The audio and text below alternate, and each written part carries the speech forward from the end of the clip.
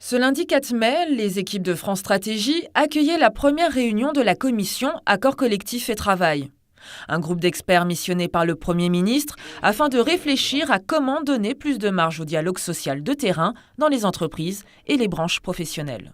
Il faut qu'on comprenne que c'est un grand enjeu de démocratie, un grand enjeu aussi de qualité de notre système de négociation collective, de notre qualité de notre système de normes et de manière ultime de performance sociale et de performance économique. Pour formuler des propositions concrètes, la commission est composée d'experts pluridisciplinaires, comme des économistes, juristes ou bien responsables des ressources humaines.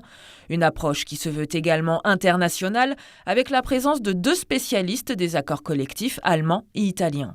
Le premier sujet, c'est de dire quelle est la place de la négociation collective par rapport à la loi. Le deuxième sujet, c'est le lien qui existe entre la négociation collective, les accords collectifs et puis le contrat de travail. Et le troisième sujet qui est essentiel, c'est les rapports qui doivent exister entre ce qu'on appelle à l'intérieur du bloc de la négociation collective, parce que quand on parle de négociation collective, c'est un peu une abstraction. En réalité, ce sont notamment les accords de branche par secteur et les accords d'entreprise. Et donc la question qui est posée, c'est quelle est la place respective des accords de branche et des accords d'entreprise. Faire de la négociation un meilleur outil de régulation économique et sociale. Pour cela, les membres de la commission se réuniront chaque lundi après-midi à France Stratégie. Des réflexions qui mèneront le groupe à mener des auditions, notamment des partenaires sociaux. C'est plutôt des conventions collectives, notamment au niveau des branches professionnelles, là qui sont datées, qu'il faudrait pouvoir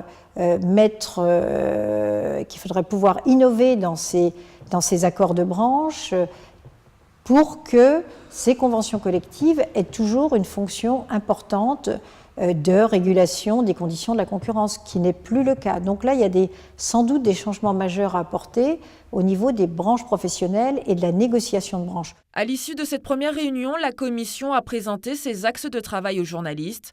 Rôle de la négociation de branches et d'entreprises, conditions de la négociation en particulier dans les PME et TPE. Les propositions faites par la commission Accords collectifs et travail feront l'objet d'un rapport en septembre prochain.